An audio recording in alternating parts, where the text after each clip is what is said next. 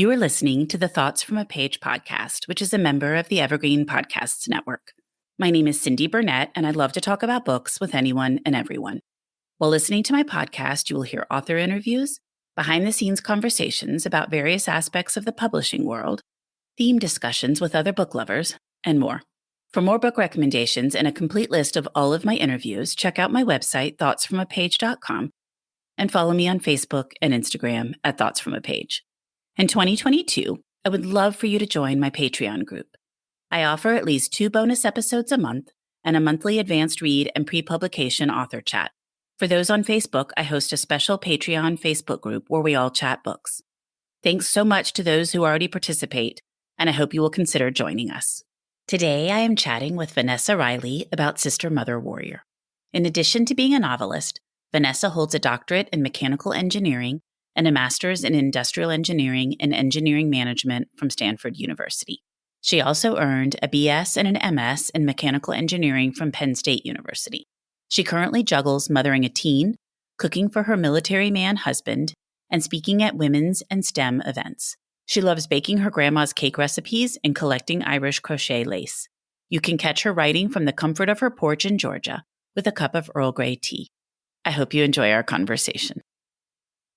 And now for a quick break. For the last year, I have been focusing more on my health and eating habits. In connection with that, I have started drinking AG1 in the morning. When I started drinking AG1 daily, I could feel a real difference in my health and energy levels. That is because AG1 is a foundational nutrition supplement that supports your body's universal needs like gut optimization, stress management, and immune support. Since 2010, AG1 has led the future of foundational nutrition, continuously refining their formula to create a smarter, better way to elevate your baseline health. I recommend AG1 to all of my family and friends because the company has a team of doctors and scientists. It is tested for 950 contaminants and is NSF certified for sport. It is formulated based on the latest science, and it maintains high quality standards. Thanks AG1 for sponsoring my show.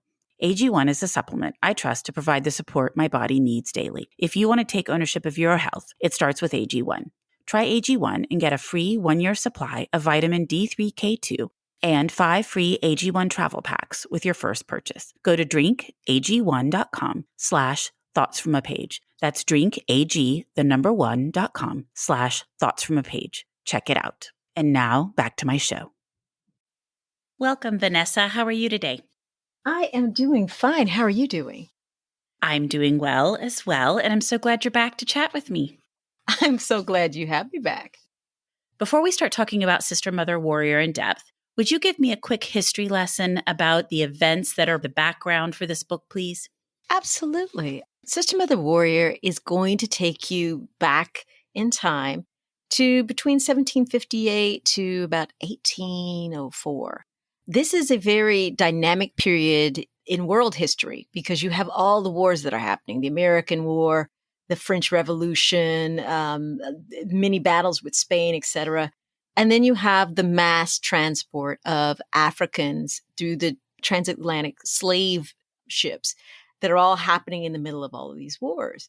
One of the places, Santo Domingue, which is present-day Haiti, has one of the most transports of Africans, of stolen labor, because the climate is horrible, but it's the richest colony. I think Adam Smith was saying how wealthy this colony is. So it's one that everybody wants. The British at different points have tried to take it over from France trying to take it from Spain. Even when us, Americans got active, we even wanted a little bit, but that's a whole nother story. But around 1790, 1791, everything explodes. The enslaved who have been horribly abused, wanting their freedom, they make a push for it, and they begin to forces align, at times the French, at times Spain, at times Britain, to enable these forces to get to move forward for freedom. And in 1804, Jean-Jacques Dessalines, who was born a slave in Haiti or in Saint Domingue, he leads these forces. These you want to picture them as rabble, but they're not rabble. These are people who come from Africa or have been enslaved in Saint Domingue. They are joined together. It's a coordinated military effort, and they literally overthrow the French. It should be an exciting time frame when you see people who've been so oppressed to gain their freedom. But it's the way it's been told in history is very controversial. So many pieces are left out. And then the heroism is often diminished. And you've got to ask yourselves, why? Why don't we know more about the first nation of enslaved individuals becoming free by their own design and building a nation? Why don't we know more about that? And the roots of it is in this history we should all know, but we don't. And the heart of it is women coming to the forefront, deciding that they'd had enough and wanting to be liberated. And so Sister Mother Warrior takes you through all of this, gives you a great movements of the politics of the time so that you can see all of the various players, because it is a complicated revolution, but it's one that's happened and it's important. And I think the world should know more about it. Well, that's what we talked a little bit about before we started recording. I was saying I was embarrassed I didn't know more about it. And I think being able to put the story in context and understanding the parties and what happened before we start talking about your book would probably be useful to a lot of people. No, I learned so much in this process. I mean, unfortunately, we get snippets in our textbooks as we grow up. And depending upon who wrote the snippets, you get different projections that may not necessarily be factual. Absolutely. Different interpretations or different people's perspectives, or just not wanting to include the story at all. Exactly. Well, now let's talk about the wonderful Sister Mother Warrior. Oh, I'm so happy to talk about this book. I'm very excited about this book. Well, why don't you give me a quick synopsis for those that won't have read it yet, and then we'll dive into my questions. Everyone who went and saw Black Panther remembers the Dorimiage, right? These women warriors who protected the king. That's actually based on a true African tribe. That's a group called the Minos, which were the warrior women for the Dahomey tribe. I was fascinated. I had to know more. And I stumbled upon a woman named Grand Toya or Abadoya Toya. She was one of their leaders of these feared women. She gets enslaved, brought to Saint Domingue. Because she has talents as healing and nurturing, she is over the children, and she begins to teach these children the things that she learned as a warrior. So they are understanding troop movement and astronomy and defense mechanisms. And one of the people that she pours into is a young man named Jean-Jacques Dessalines, as I had said earlier. He is the man who liberates Haiti from under the French oppression. So that to me was very exciting. And then I learned, as I studied Jean-Jacques, I learned about this woman named Mary Claire Bonheur. Mary Claire Bonheur, in my opinion, is the first battlefield nurse. There's this historic moment in 1800s. The city of Jacmel is being bombarded by fighting. No food is getting in. And Mary Claire, since an early age, that was her mission, to always feed the hungry.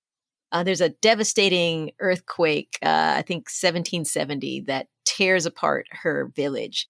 And she and her mother are going out there making soup, feeding people. So it's been always part of her DNA. She and a group of women on a mule train go into this battle. People are fighting, but they stop for her. And she's able to bind the wound. She doesn't care what side. She's binding wounds. She's feeding people. I think she's the first battlefield nurse, predating Mary Seacole and Florence Nightingale. But we don't know her name. We should. And she ends up being the wife of Jean-Jacques Dessalines. So Jean-Jacques has both power and peace on both sides of him. And that is the story that I'm moving you through in Sister Mother Warrior. How in the world did you do all of the research to get all of this down on paper and then translate it into a novel? Was there so much you couldn't include? Yes. My editor, Rachel, will tell you there's a lot that we didn't include. She kept saying, no, one more thing that needs to come out. She's, Vanessa, we can't have another 200,000 word book. We just can't do that. And she's right. You need to be able to tell a story as impactful, as powerful, but also succinctly, because people are busy. And this is needed knowledge that people need to understand. So, but yeah, you have to pick and choose the moments. And I did an incredible amount of research. I had to do a lot of translation in French, and that was very difficult. but it was well worth it because I want to take the readers there. You're on a journey and you need to be in Saint-Domingue and you need to feel what these people are feeling so that when they win in the end, it's your victory too. And you're rooting for them. Yes. Maybe not all the time because there is some foolishness in the book too. Right. So, but for the most part, you're rooting for them. You're wanting them to be free. Yes. Well, which woman was harder to write? They each had moments of being hard. Abadoria Toya's trying to figure out her origin story. That was very difficult. Many things are not written down. So I had to go on literally deciphering what her name meant and the origin of her name and figuring out that this name had to come from the Yoruba people who are migratory people and having to pinpoint things. That's difficult. But to me, that sets up who this woman is. And from the snippets that you find in folklore, in oral tales of this woman, trying to get all of that together to embody her on the page, that had a level of difficulty. For Mary Claire, everything we know of her except for this battle of Jacmel is typically rooted in her husband Jean-Jacques, which is to me is a disservice because she is a woman in her own right. She has power in her own right, but she also was in love with this man who changed the world. So to give her full agency was difficult, but it was rewarding because I was able to explore other parts of the Saint-Domingue culture that once again, things you would not know, like opera and all these other different, how culturally elite the society was, or even the aspects of how colorism played on the stage, in the streets of the cities. I got to get that by trying to get to know Mary Claire better. And she had a complicated romantic life. Yes, she did. I told you there was foolishness. There was. I agree. Yes. So, she and Jean-Jacques, they met very early on, but because he was still enslaved, she wanted to marry. They could not be together until he became free, and he gets sold off to a different plantation. So he's no longer able to come see her. And the boilers, the sugar boilers, if you get sentenced to work there, it's literally a death sentence. Your people died within 2 to 3 years of working that. So when he gets sold off and is intended to be at the sugar boilers, she's devastated. She's with child. She doesn't know what to do. And there's a very nice man who has feelings for her, Pierre Lunick. She ends up marrying him. So it's a marriage of convenience that she tries to love him, but she's not enough for him because she was never, it's a good friend and she never had those feelings, not the same as she has for Jean-Jacques. So painting her as this woman as not a victim, but someone who makes choices, they just may not be the right choices, is the frame of her youth.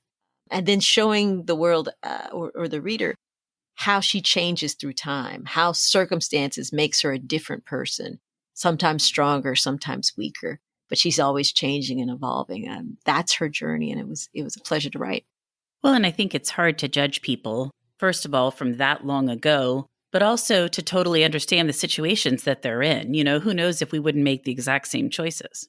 I mean, for a woman to have a child out of wedlock, right, or early widowhood, if you were to accept her marriage, it's difficult. How is she going to provide for this child? If she's shunned by everyone, what is she going to do? So it's a scary time. And she did not want that life for her children, for her child. So she made choices. And here's a very nice person, a friend. He is being the knight in shining armor to her. I could see why a marriage of convenience would work.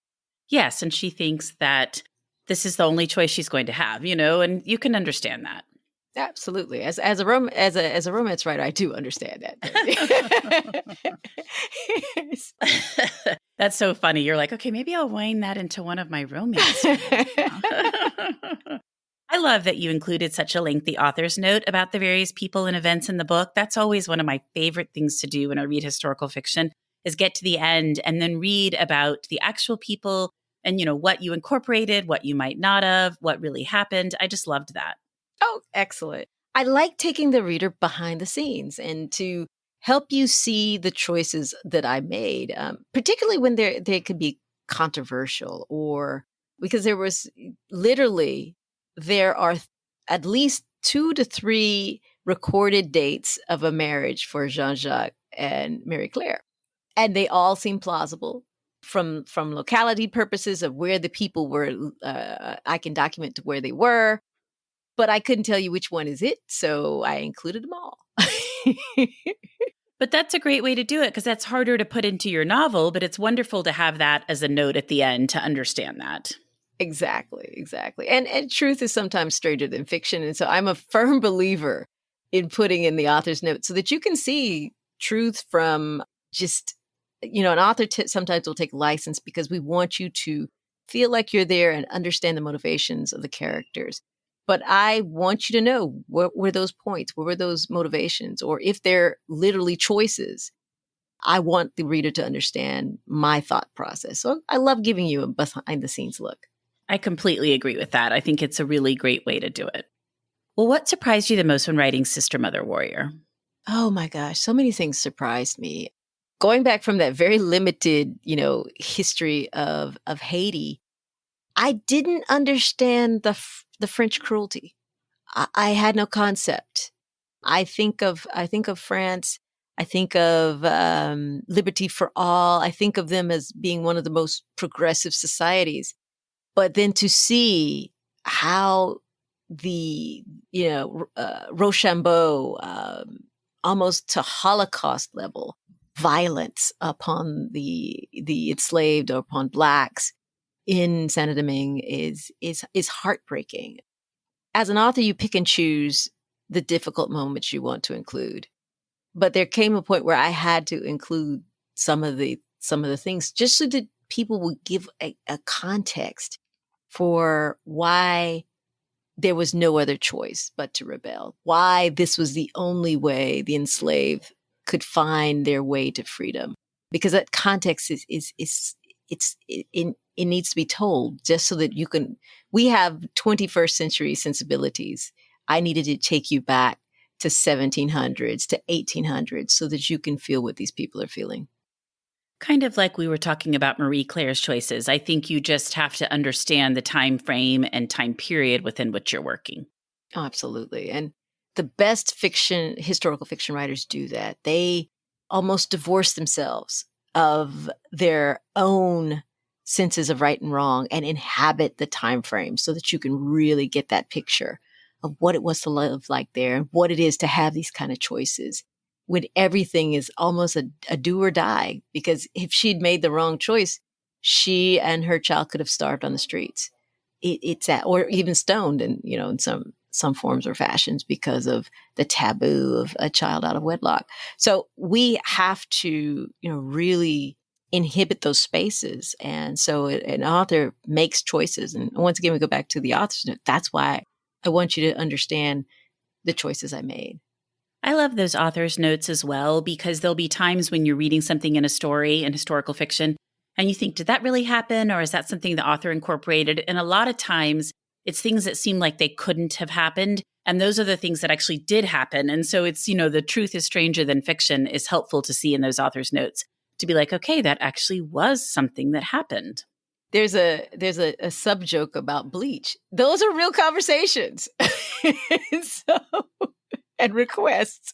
So I'm doing I do a deep dive into history, and I love reading the old correspondences or historians who began writing the history maybe 10 years after the war. They're able to interview Mary Claire and they're able to talk to her.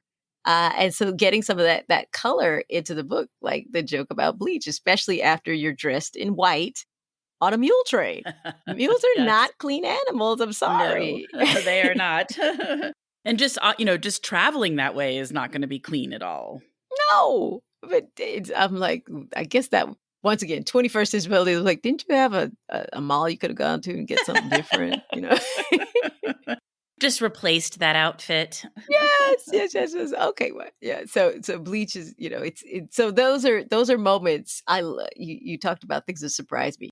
learning about bleach, learning that Jean-Jacques Dessalines liked to dance. That was, to me, one of these moments of like, I got to figure out how to put that in the book somewhere. And I'm sure that's a fine line because there's so many cool facts, I bet. And you're like, I can't just info dump everything into the book. So I have to be able to put in those things that maybe sound the coolest to you or appeal the most, but also that will be able to be integrated into your story smoothly. Absolutely. I think of the themes. And for me, the choice of making Mary Claire's aunt, who is literally like almost your sister, so invested into opera and singing is because I found that Saint Domingue was a cultural center. And that at first, mulattoes or colored women were allowed to sing on stage. They were allowed to sing on stage. That was interesting. And then that free blacks were allowed to come to the theater and enjoy it. But then as things began to tighten up, getting closer and closer to revolution, those privileges were taken away. That is something I think the reader needed to know. And the opera is just another way to reinforce it, to be a mirror to the codification of the law actions that are happening here in Santo Domingue. I think it's fascinating if you look back at history and the idea that history repeats itself, which it clearly does. But it's so interesting how so many things are similar in a build-up to a revolution wherever it is, that rights are taken away, people lose what they have. All of a sudden, things start to tighten in a lot, which in the end ends up hastening the revolution. Absolutely. And these particular, there were a lot of enslaved rebellions across the West Indies. This one is particularly successful. And I think that is because of the women. This is one of the few revolutions that I see in the West Indies that women played such an active, lively role in the progression of the war, in the prosecution of the war, in the victories of the war, leading troops, etc. And but if you look at women were involved since 1750s.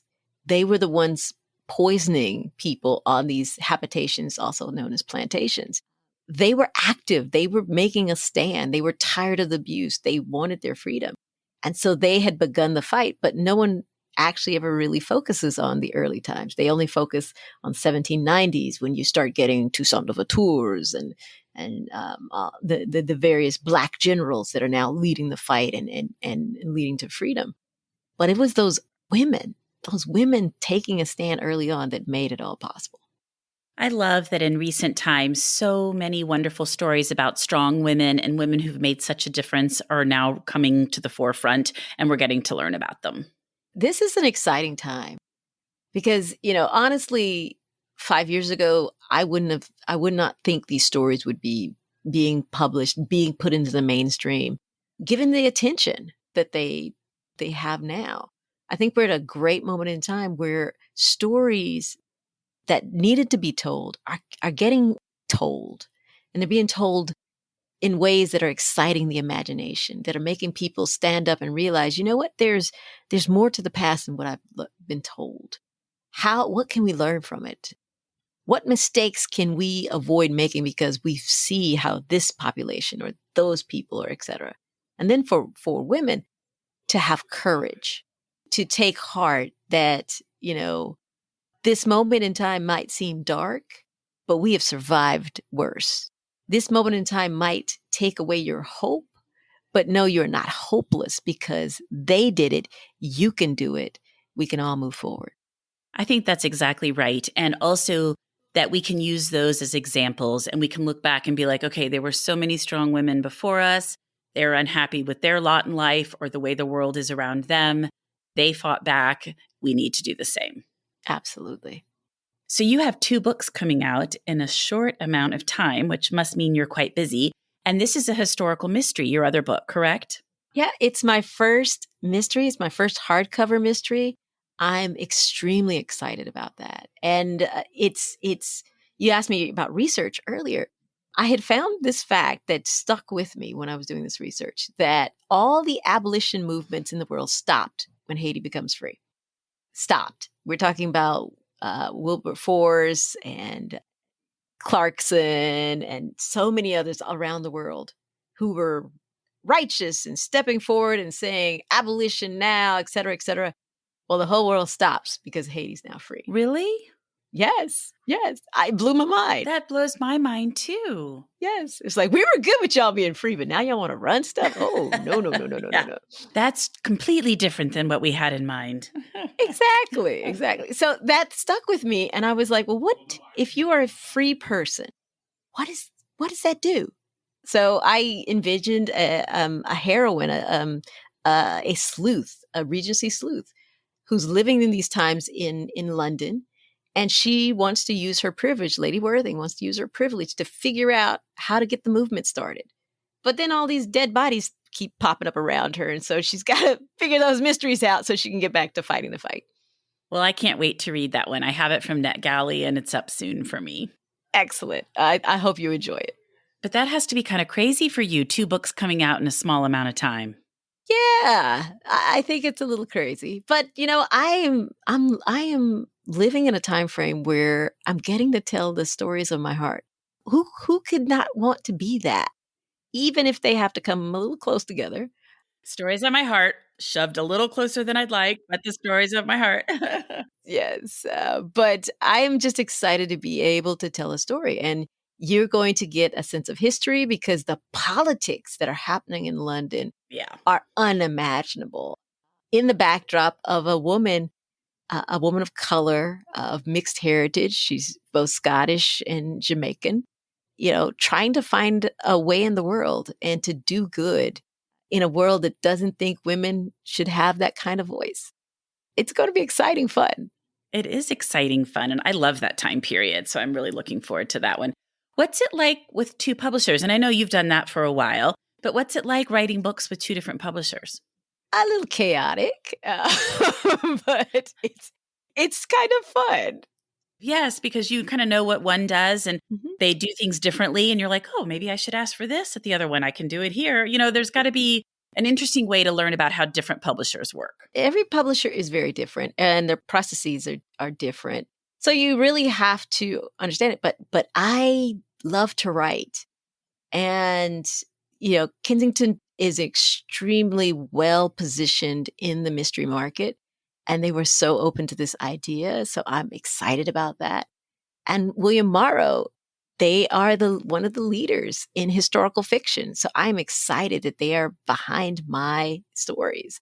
I guess I'm saying it's all about me, huh? So if it's and that's how it should be, right? If you're on Team Vanessa, we're going to take you to make a touchdown here, one way or the other. Well, I'm just glad it's working out for you. And I do think it's really cool that all these authors are able to start doing that, to publish with 2 different publishing houses. And there's got to be a benefit on both sides. Yeah. And if you're like me, I love to write. I don't like downtime. And the stories are always coming. And so I'm finally, able to keep up and having an outlet to get these stories to the world. So I'm very blessed to be with William Morrow. I'm very blessed to be with Kensington. And I'm excited to get these stories into people's hands. Well, I think that is wonderful. So speaking about stories, what have you read recently that you really liked? Okay, what I have read recently is Chanel Cleaton, Who Never Disappoints. Our Last Days in Barcelona is a masterpiece. Then we have Denny Bryce's In the Face of the Sun. Great Hollywood kind of mystery. And she takes you behind the scenes in some really great places in Los Angeles that I never heard of. And so I'm always excited about learning something new. Then, of course, you have Diamond Eye by Kate Quinn. Who doesn't like a woman shooting and very nice military artillery? Well, and that story is particularly timely with the Ukraine and the Soviet conflict. Absolutely. Kate, I think Kate has a crystal ball. I'm pretty sure. Yeah. She has a crystal ball. Well, those are all wonderful selections. And I'm so happy you came back on the show, Vanessa. It was really nice to chat with you. Thank you. Keep having me back. This is one of my favorite stops. Oh, thank you. Well, I enjoy having you, so I will definitely keep having you back.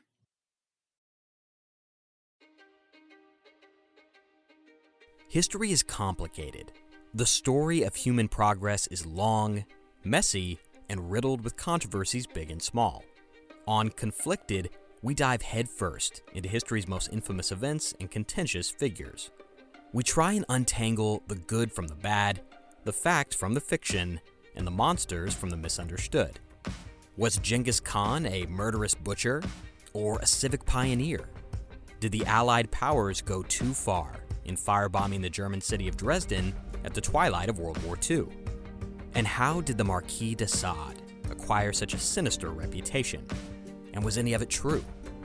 These are just a few of the tough questions we wrestle with and investigate on Conflicted.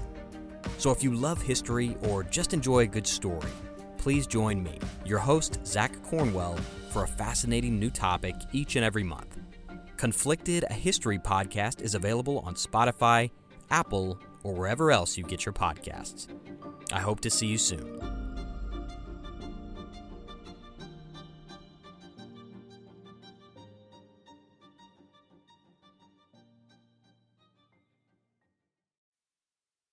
Thank you so much for tuning in today.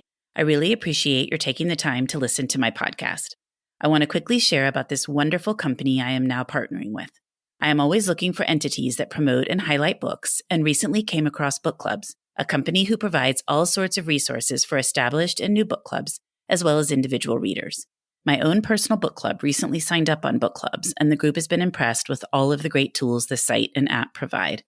The Book Club's website is linked in my show notes, and I hope you will check them out soon. Also, if you like my show, I would be so grateful if you would tell everyone you know about it and rate it on whichever platform you listen on. It truly makes a huge difference and really helps the show grow. The book discussed in this episode can be purchased at my bookshop storefront, and that link is also in the show notes. I hope you will check out some other Thoughts from a Page episodes and have a great day.